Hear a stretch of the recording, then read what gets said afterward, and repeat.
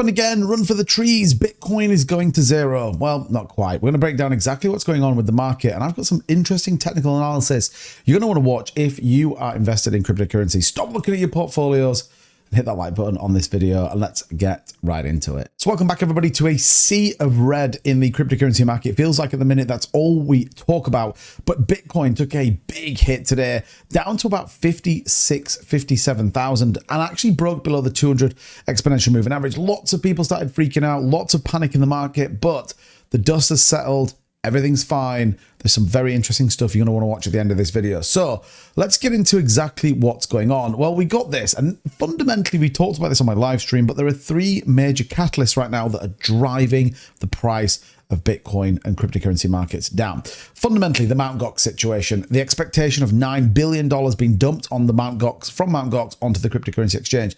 Now, here's the point.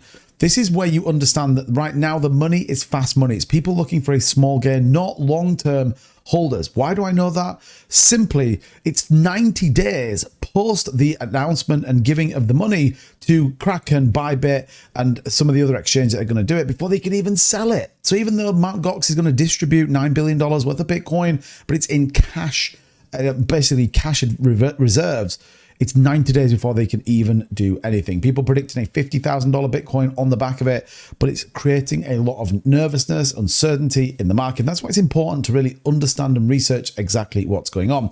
We also see the German government dumping tens of thousands of Bitcoin onto the market. They actually have, I think it's 50,000 Bitcoin in total, which is a significant amount. They have been dumping on the market. It's a little bit like when Grayscale was doing those ETFs coming. It's just a moment in time that will pass, and all of a sudden they will be buying Bitcoin once again. It's very interesting. And finally, there is an interesting statement coming out from Jerome Powell, particularly at the Portugal conference. And I quote, "The level of debt we have is completely sustainable, but the path we are on is unsustainable." And this was Powell, the European Central Bank's Portugal conference. Now, why is this important?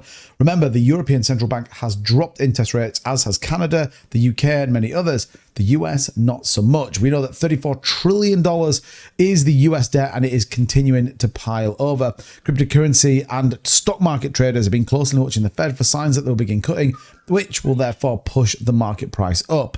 So not only do you have these three key parts, all of which are driving the price of Bitcoin down, at the minute, people are still waiting for the election. Right here, we just finished polling for the Prime Minister in the UK. So there's just a lot of uncertainty out there in the market, a lot of fear that people are worried about, and people don't want to miss the top. This is the crazy thing when you think about it. A lot of people right now are panicking that they missed the top. Now, put your tinfoil hats on. Let me tell you something that we were looking at earlier on my live stream. It's interesting when you look at the institutions. BlackRock, they stopped buying Bitcoin. Since they stopped buying Bitcoin, we have actually seen nearly 2 weeks of downtrends. The same happened back in early April.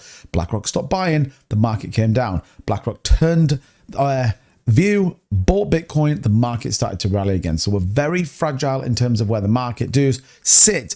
And even if you just think about people that you may have talked to or may have seen in this space, lots of people are nervous about the market, but there is absolutely, in my opinion, no need to be. Let me context it a little bit. Great little tweet here from Rec Capital. He says, in 2015 to 2017 cycle, Bitcoin peaked 518 days after the halving. In 2019-2021, Bitcoin peaked 546 days after the halving. If history repeats and the next bull market peaks occurs 518 to 546 days after the halving, that would mean Bitcoin could peak in this cycle mid-September or mid-October 2025. Earlier this year, Bitcoin was accelerating in its cycle by 260 days, and we talked about that on this channel. But this just gives you context. So many people right now are hoping Bitcoin's going to 100,000 much sooner than I think realistically it's probably going to happen. There was all talks of accelerated market cycle theory that seemed to have just faded away. And ultimately, Bitcoin and cryptocurrency is doing what Bitcoin and cryptocurrency does. There's lots of macroeconomic factors that are driving it, but in the sentiment right now, it is just another bump in the road. It's just some more noise to get through.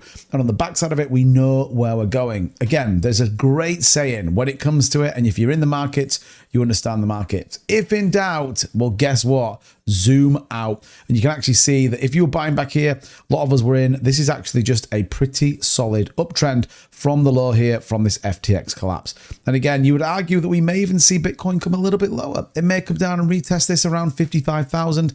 Would absolutely be aligned to this upward trend in the market. MACD is a little bit bearish as well. So expect a little bit more volatility. Expect a little bit more push down as we get through this Mt. Gox situation as well as everything else. But understand exactly what's coming. Big money, big institutions, whales, and much more. And retail hasn't even got started yet. But let me know in the comments down below. Are you nervous, or have you got some words of wisdom for all those people that are panicking? Put them in the comments. I'd be loving to see what you guys think, how you're feeling right now with this market. And as always, don't forget to hit that like and subscribe button if you enjoy this type of content. It really helps out the channel massively. And I do appreciate every single one of you watching my videos.